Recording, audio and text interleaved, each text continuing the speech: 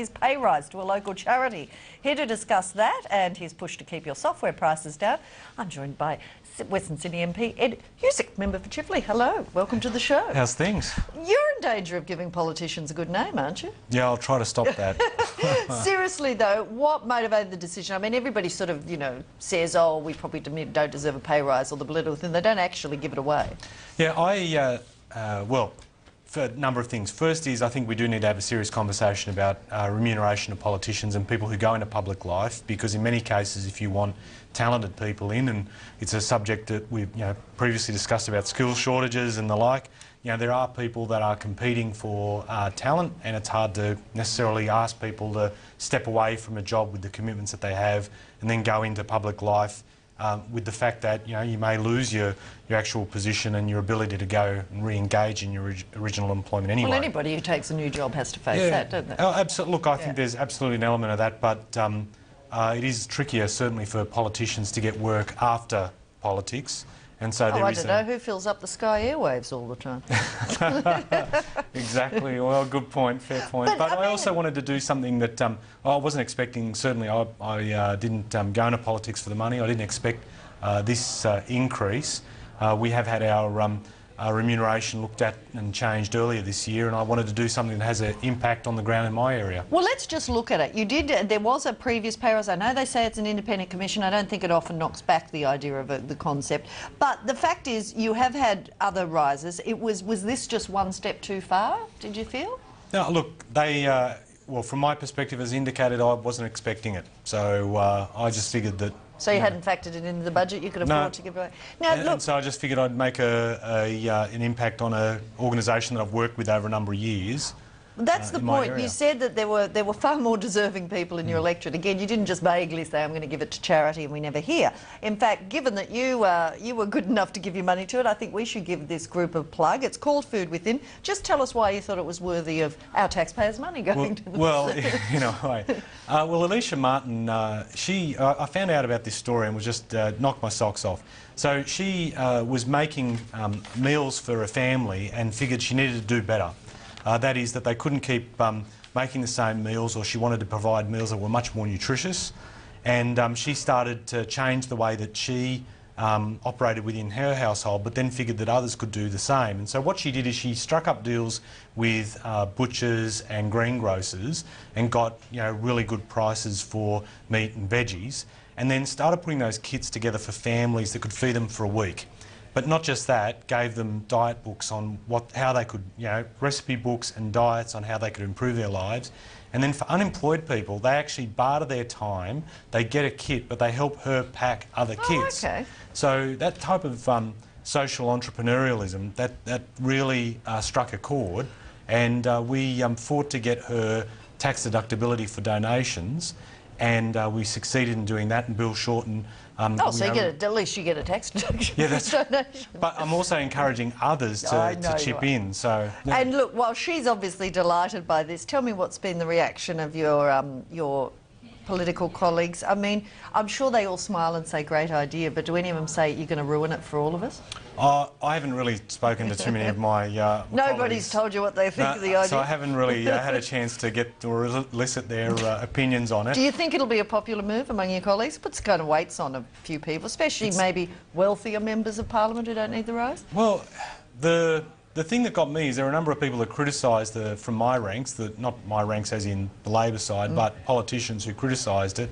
If they really want to make a statement, then and they're critical of the rise, then at least give it in your local area. I think Nick Xenophon's talked about doing the same, hasn't he? I heard today, or there was somebody else they said was looking at it. But at least you've done it. To them, and yeah, good on you on it. I don't suppose when you say you want the debate, is anyone? I mean, there is an attitude of politicians. You say it's an independent commission and wipe your hands of it. I mean, do you think how do we get the debate going? Well, as you say, it's never a good time. It's not a popular one. No, it never is. Any time you increase MP pay, you're always going to cop flack for it. But as I said, like if we go the way that we do, and in the past, the easiest way to fix politicians' pay was to not look at base pay, but to make a move on superannuation, because that could just be tucked away in the background. Mark Latham changed a lot. Yeah, and that changed. So those distortions and a lot of the reforms that have been done are to try and just smooth out all that and just make it a lot more transparent, which has been great. But again, and it's that old tired line, you know, pay peanuts, ... Well, see, I don't agree. We won't have the debate here, but I think if you look out at business, just because you pay people a lot of money, you still get a lot of monkeys out there too. There's some good people, but giving a lot of money does not guarantee quality all the time, if you look in business. So it is, there is an argument on it that should be looked at. Let's go, though, to a bit of the disillusionment with the political class. Don Argus got a lot of publicity today. As I said, he's a very eminent Australian. It was a bit short on detail. But what do you think when you see someone of his calibre, big headlines, you know, basically he's bagged all... his key thing was he's sick of sloganeering in politics. I'm not sure what he exactly meant, except maybe the cheapening of the debate, perhaps. And as someone who has accrued considerable experience in the corporate sector, I do take note of what he says. But there are a number of things I think we do need to have a debate about productivity and where we go on it, because I'm concerned that a lot of the debate about productivity just goes to one thing and one thing only, which is change the Fair Work Act and everything improves. You know, we've been bedevilled the economy by you know, capacity constraints, mainly around skill shortages and mainly around infrastructure. And if you look at skill shortages, we've been trying to deal with that both in terms of vocational education and tertiary education as well. And out my way, for example, we're trying to encourage more people in the university by giving more money to lift the number of places for people from low-income backgrounds. So do you think he was doing... There is some criticism that there's a bit of a knee-jerk reaction from management in some cases to cover their own shortfall, that just say productivity is the problem. I mean, did you agree with what Don Argus was saying, or do you think... You know, I mean, are there points you don't agree with him? Well, what I agree is we need to have a, you know, look at what we can do to improve productivity, and we're doing a number of things. And the areas where you don't agree with him? Where I don't agree is, you know, you don't get a AAA rating from 3 international agencies. It's not a relative measure. Yes, because he raised questions about the debt levels getting dangerously high. And so we don't get AAA ratings because, relatively speaking, we're doing better than other economies. You have to fundamentally be doing better as an economy, and your public finances have to be managed in a strong way. So I think that when you look at in terms of where we're headed with debt, it's starting to go down. So a bit of scaremongering there wasn't as bad as he was saying then, because he was sort of talking about dangerous debt levels, wasn't he? And there is an argument that we do need to move our finances into surplus. That's what we've been starting to do, but not in a way that actually chokes the economy or causes it to splutter. So there is a balancing act that needs to be achieved. What about the mining tax? I mean, Don Argus was head of the review into the new version, the much watered down version of the mining tax we got, wasn't he? Yeah, and you know, there will be a lot of criticisms about it, but if you're particularly a small business and you're in Metro Sydney, for example, and out my neck of the woods, you'll be benefiting from the asset tax write-off or the you know, in terms of the loss carryback and restructuring enterprises, and there's been a lot of focus on the need to restructure, and there was some comments by Martin Parkinson and Nicholas Gruen as well in the last few days about businesses that do need to restructure. So we do need to prepare for that. But just in a general sense, given, you know, the weight of the polls and the negativity coming at your government, do you pick that up? I mean, does it frustrate? How do you get under it when you have someone of that calibre?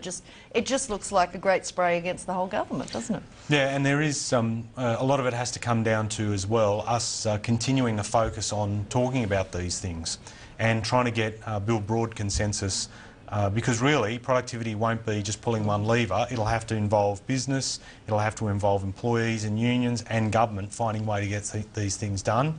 You know, I look at, for example, we are completely renewing our technological infrastructure through the NBN investment that we're undertaking. Well, he had a swipe at that too. He wasn't happy with that. And I don't get... Look, you know, and a lot of people think that productivity... I mean, the type of productivity that will come through, in effect, the growth of our digital economy and businesses, for example, Deloitte Access Economics saying there's about 26 billion in productivity improvements that come by government and business moving more online. I mean, these aren't things you can sneeze at. All right, I'm going to ask you 2 very quick questions. The IT inquiry got up, submissions closed last Friday. Did the big guns come in? Were you happy with the submissions? What happens now? Well, we actually in the space... It's a software inquiry, I guess. Yeah, in a space of... so this is the inquiry that we've got established to look at the impact of software and hardware prices. In the last week, we had about 40 submissions just come in the 1 week alone. We've had a range of submissions which have been really good and are getting posted from, you know, AI Group, through to two of the big vendors have put in submissions. But did the big guns, the Apples and the Googles, yeah, all those and people? Microsoft has put in a submission as well, which is great to see. I've had some great discussions with the Australian Information Industry Association and as well. when can we expect to see a report out of this, do you think? What's the next step? Well, the next step is we're having a public inquiry on the 30th of July, the first hearing. Okay. So we'll be having a number of witnesses appear. But this inquiry, the good thing about it is we'll be breaking this down.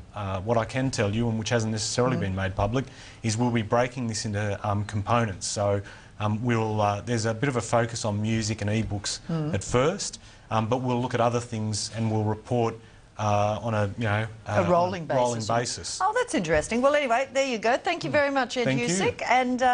And apart from welcoming the news about his pay, if you are interested, as he just said, the public inquiry July 30, have a look at that on the website. And remember the name of the Food Within. Go and give to that too.